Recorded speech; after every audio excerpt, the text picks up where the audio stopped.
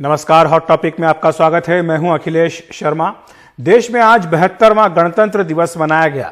प्रदर्शन कर रहे किसानों ने आज के दिन को ट्रैक्टर परेड के लिए चुना था, लेकिन ट्रैक्टरों की यह परेड बेकाबू हो गई। परेड के लिए निर्धारित मार्गों से हटकर कई ट्रैक्टर दिल्ली के लाल किले पहुंच गए और लाल किले में जो कुछ भी हुआ उसे शायद कभी कोई भूल नहीं पाएगा। लाल किले की प्राचीर पर कुछ लोगों ने एक झंडा फहरा दिया। इसके साथ ही पहली बार लाल किले पर किसी आंदोलन के लोगों ने झंडा फहराया। झंडा फहराने की इस घटना पर कई सवाल उठ रहे हैं कि तिरंगे के अलावा कोई और झंडा वहां फहराना ठीक बात नहीं और ये लाल किले की मर्यादा को चोट पहुंचाता है।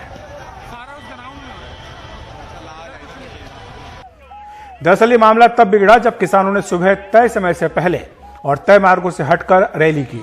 हिंसा की घटनाओं के कारण मुकरबा चौक, अक्षरधाम, आईटीओ जैसी जगहों पर लाठीचार्ज करना पड़ा। कई मेट्रो स्टेशन भी बंद रहे। वहीं नांगलोई में देर रात तक हंगामा चलता रहा। कुछ जगहों पर इंटरनेट भी बंद की गई। दिल्ली में हुई हिंसा की इन घटनाओं को लेकर गृह मंत्री अमित शाह के घर अहम बैठक हुई। इस बैठक में दिल्ली पुलिस आयुक्त और गृह सचिव मौजूद रहे। इसमें दिल्ली में अतिरिक्त बल लगाने का फैसला किया गया। हालांकि संयुक्त किसान मोर्चा ने दिल्ली की हिंसा और हंगामे से खुद को अलग किया है। कहा है कि कुछ अराजक तत्वों ने यह शरारत की है।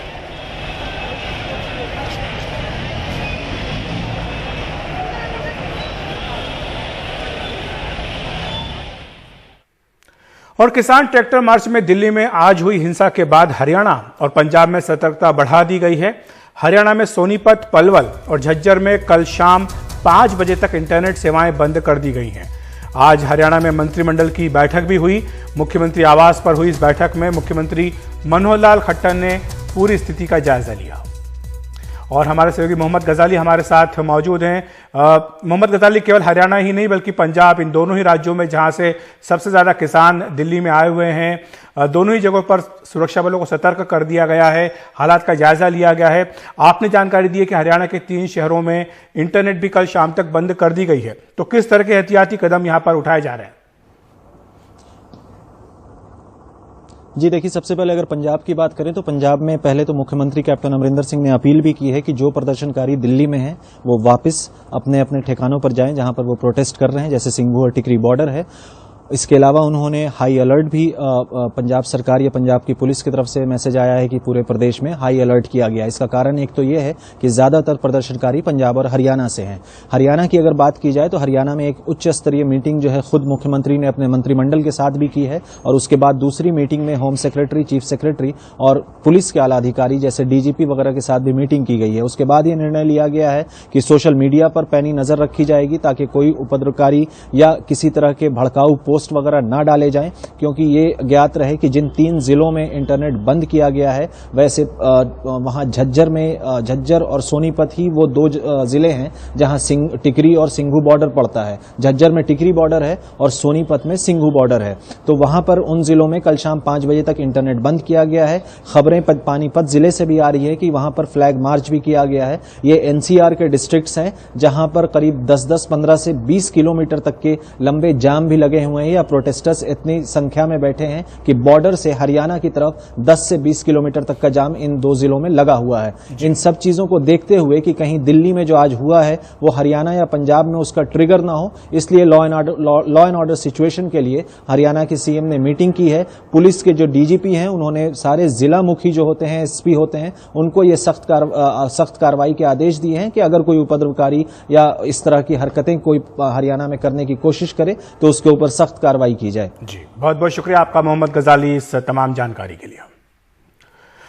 दरअसल आज सुबह सब कुछ वैसे नहीं हुआ जैसा कि पुलिस और किसान संगठनों के बीच समझौता था।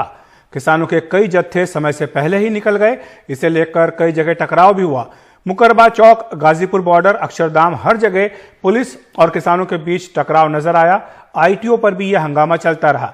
कई जत्थों ने अपना रास्ता बदल दिया और किसान बड़ी संख्या में ट्रैक्टर लिए लाल किला पहुंच गए।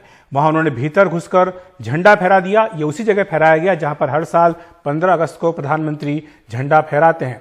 हालांकि बाद में इस झंडे को हटा दिया गया। 2 बार किसानों को लाल किले से निकालना पड़ा। पुलिस ने लाठीचार्ज भी किया जिसमें कई प्रदर्शनकारी घायल हुए। संयुक्त किसान मोर्चा का कहना है कि हंगामा करने वाले लोगों का उनसे कोई वास्ता नहीं है। तो दो जगह बात रहे, दो ही जगह हम बोला, ये गुंडागर्दी है, ये क्रिमिनल है, वो किसान नहीं है, किसान का दुश्मन है, वो साजिश का अंग है। हम इसको घोर निंदा करते हैं और आने वाला दिन में हमारा आंदोलन चलेगा।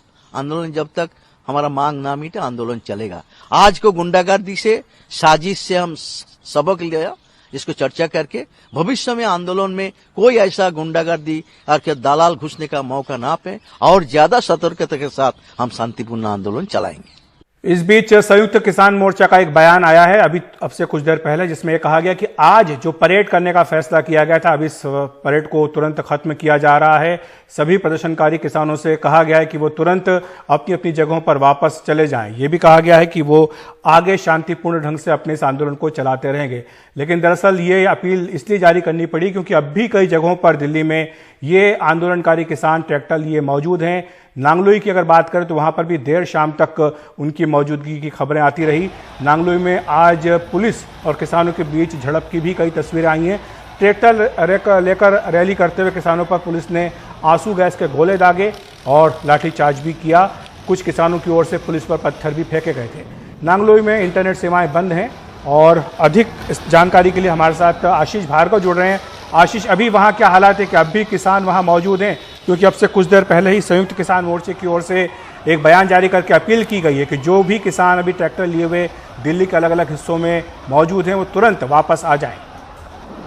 जी देखिए, अपने स्थिति वहाँ पर अब भी वैसी बनी हुई है। हालांकि अब वहाँ पर किसी तरह का प्रोटेस्ट या हिंसा नहीं है, लेकिन किसान बहुत सारे नांगलोई पार कर गए थे, दिल्ली की तरफ आ गए थे। वो लोग वापस जा रहे हैं, उनको पता नहीं है कि किधर जाना है। रजौली फाटक, पंजाबी बाग, तिलक नगर, इस तमाम इलाकों में ट्रैक्टर उनके घूम रहे थे। उन लोगों को आइडिया नहीं था कि किधर जाना, क्योंकि उनकी अगुवाई कोई कर नहीं रहा था। लेकिन नांगलोई में हालात बहुत घंटों तक इसी तरीके के रहे। जब डीटीसी की बसों को तोड़ दिया गया, पुलिस के टेंट में आग लगा दी गई, कई पुलिस वालों पर पथराव किया गया और पुलिस ने भी जवाबी कार्रवाई की। लेकिन पुलिस लगता था कि कम पड़ गई है, क्योंकि 3 तरफ से जो है वो प्रदर्शनकारी आ गए थे और ट्रैक्टर और जेसीबी के साथ वो थे। तो अब स्थिति शांतिपूर्ण है, किसी तरह की कोई हिंसा की घटना नहीं है। लेकिन कुछ किसान ऐसे हैं जो इधर उधर तितर बितर हो गए, जिनको समझ में नहीं आ रहा है कि वो किधर जाए। तो वो अब अपनी वापस लौट रहे हैं। हालांकि किसान मोर्चा अब कह रहा है कि वो परेड को वापस ले रहे हैं, तो निश्चित तौर पर स्थिति में अब सुधार होगा। जी शुक्रिया आशीष आपका इस तमाम जानकारी। और दिल्ली की इन घटनाओं को लेकर आज गृहमंत्री अमित शाह के घर पर अहम बैठक हुई है। बैठक में दिल्ली के पुलिस आयुक्त और गृह सचिव भी शामिल रहे। उन्होंने गृहमंत्री को दिल्ली के हालात की जानकारी दी।